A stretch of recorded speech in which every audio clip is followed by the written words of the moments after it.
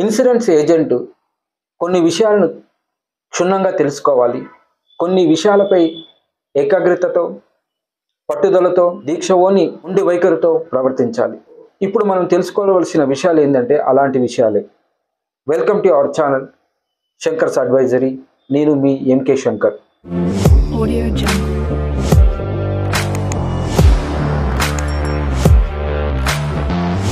మనం మాట్లాడుకున్నట్టుగా insurance agent తెలుసుకోవాల్సిన విషయాల్లో మొదటిది బ్రాండింగ్.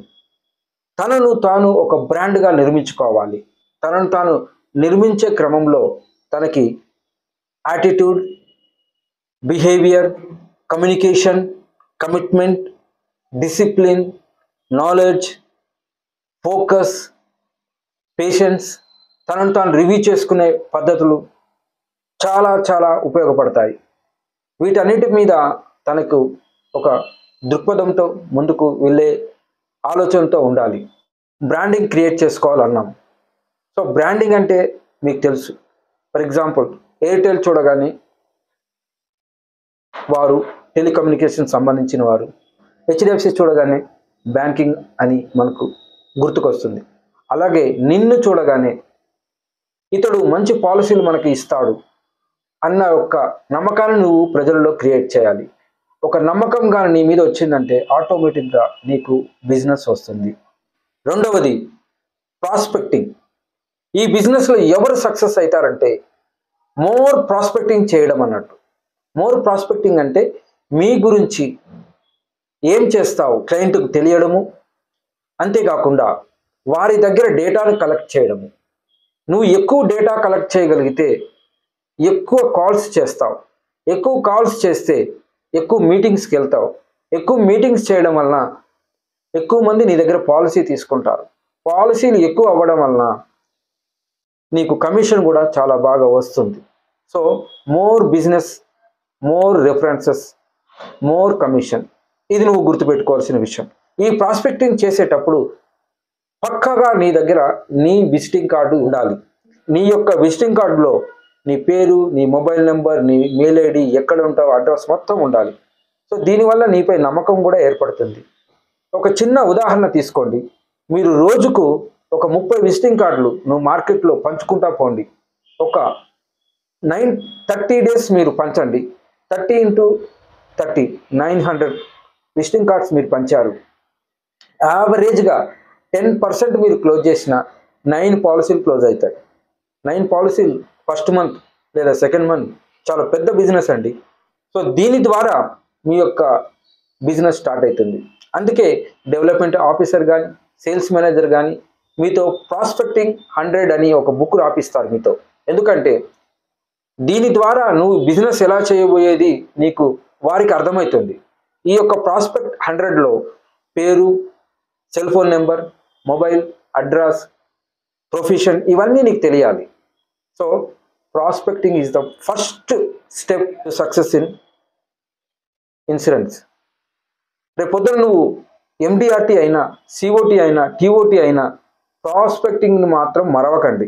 ఎందుకంటే ప్రాస్పెక్టింగ్ అనేది నీకు బ్యాక్ బోన్ ఈ మార్కెటింగ్లో. కాబట్టి ప్రాస్పెక్టింగ్ మెయిన్ ఇంపార్టెంట్. మూడవది క్లస్టర్ క్రియేషన్. క్లస్టర్ అంటే ఒక ఏరియా మీద ఫోకస్ చేయడం. ఫర్ ఎగ్జాంపుల్ నువ్వు ఉన్న ఏరియాలో mobile shop, bike shop, medical shop, milk booth, కిరాణా షాప్, ఇలా చాలా షాపులు ఉంటాయి.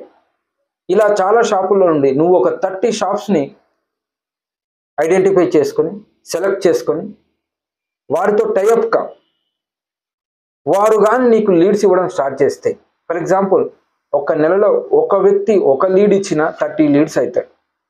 30 లీడ్స్ నువ్వు క్లోజ్ చేయగలిగితే 8 పాలసీలు అనుకోండి, యావరేజ్గా 8 పాలసీలు క్లోజ్ చేసినట్టే. సో 1,00,000 రూపాయలు మీరు ప్రీమియం అమ్మినా ఎంత కమిషన్ వస్తుందో చూడండి.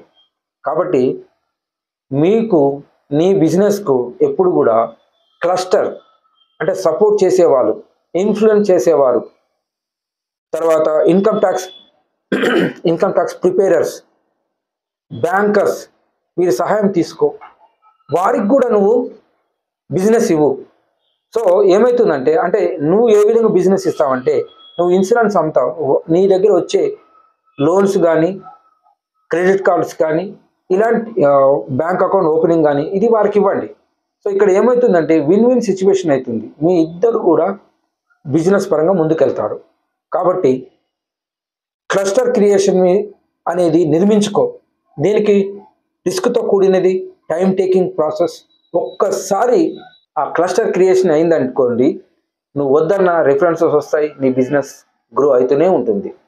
Learn taxation. ఇన్కమ్ ట్యాక్స్ గురించి మీరు బాగా తెలుసుకోండి.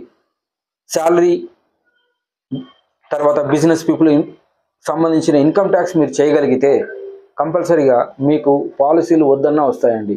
ఎందుకంటే లైఫ్ ఇన్సూరెన్స్, హెల్త్ ఇన్సూరెన్స్కి ట్యాక్స్ బెనిఫిట్ ఉంటుంది కాబట్టి.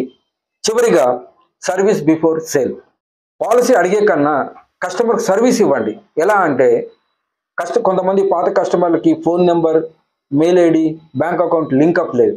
ఇవి లింకప్ చేయించండి ఇన్సూరెన్స్ కంపెనీలో. తద్వారా ఏమవుతుందంటే కస్టమర్కి కంపెనీకి లింక్ అవ్వడం వలన మీరు హెల్ప్ చేశారు కాబట్టి మీ పాలసీలు మీకు కంపల్సరీగా ఇస్తారు. అంతేకాకుండా ఏ విషయమైనా మీతోనే డిస్కస్ చేస్తారు. మీకు ఒక చిన్న టిప్ ఇస్తాను. అదేంటంటే చాలామంది పాలసీ హోల్డరు 3 సంవత్సరాలు 4 సంవత్సరాలు కట్టేసి ఇడిచిపెట్టేశారు. అవి మార్కెట్లో చాలా ఉన్నాయి. అన్క్లెయిమ్డ్ అమౌంట్ ఇన్సూరెన్స్ కంపెనీల వద్ద ఉన్నాయి. మీరు అలాంటి వాటిని ఐడెంటిఫై చేయండి, వెళ్ళండి వాళ్ళ దగ్గరికి. ఆ పాలసీలు పేడ్ అప్ వాల్యూలో ఉంటాయి. సో మీరు కానీ ఆ పాలసీలకు సంబంధించిన అమౌంట్ను కస్టమర్కి ఇప్పిస్తే కస్టమర్ మళ్ళీ మీతోనే పాలసీ చేస్తాడు. సో ఇలా చేశారనుకోండి, మీకు బిజినెస్ వద్దన్నా వస్తుంది. ఒకటి, మీరు ఈ యొక్క బిజినెస్లో సక్సెస్ కావాలంటే జస్ట్ ఫోకస్. అదే మీరు చేయవలసింది.